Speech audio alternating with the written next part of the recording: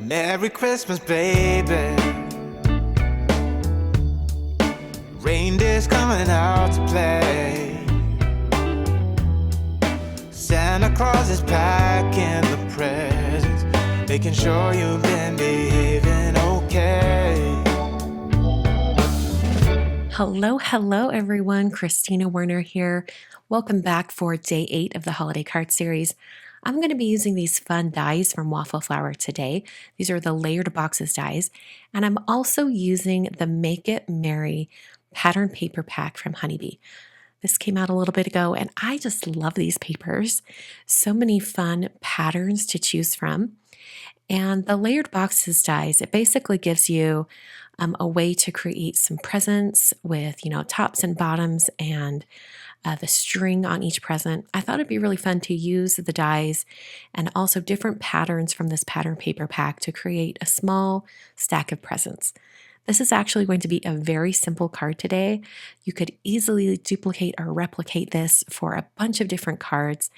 And it's so simple, you could get family members or other crafters involved to help you make your big stash of holiday cards for this year. So I cut a little bit of each pattern paper away from the pad, and then I trimmed them down so that I could die cut a bunch of these all in one go. I also used some matte gold paper from Simon Says Stamp for the little gold bows on each one of the presents. Now, this full set of dies cuts out enough pieces to create 3 full finished presents. So those are the 3 I'm going to be using on my card today. After you cut out each of your individual pieces, you can just pair them or match them up with the different sizes so that you have everything put together. So I matched up the largest bow with the tall present and things like that. So you could actually turn these presents on their sides, kind of have some different dimensions. You can kind of change these up a bit. I use them exactly as the dies were intended, but you could get creative and really change these up. I'm adding a little bit of glue on the back of the lids or the boxes, and you can just line up the top of the lid with the top of the box, and that gives you the perfect length for adding the bow with the string.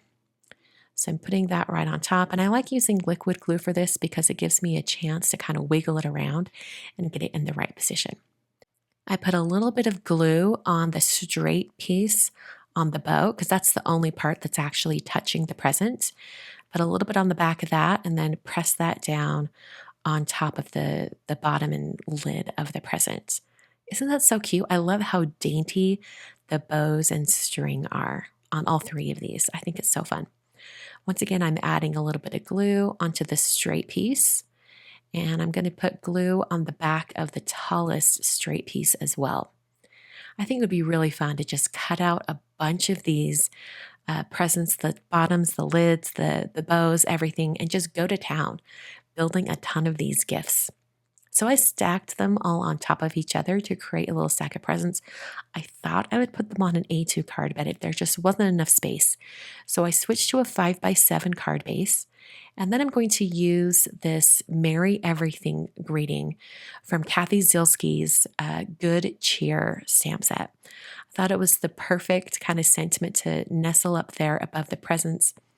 And I used a transparency grid sheet to help position that on the card front inside my MISTI. I have not adhered the presents at this point.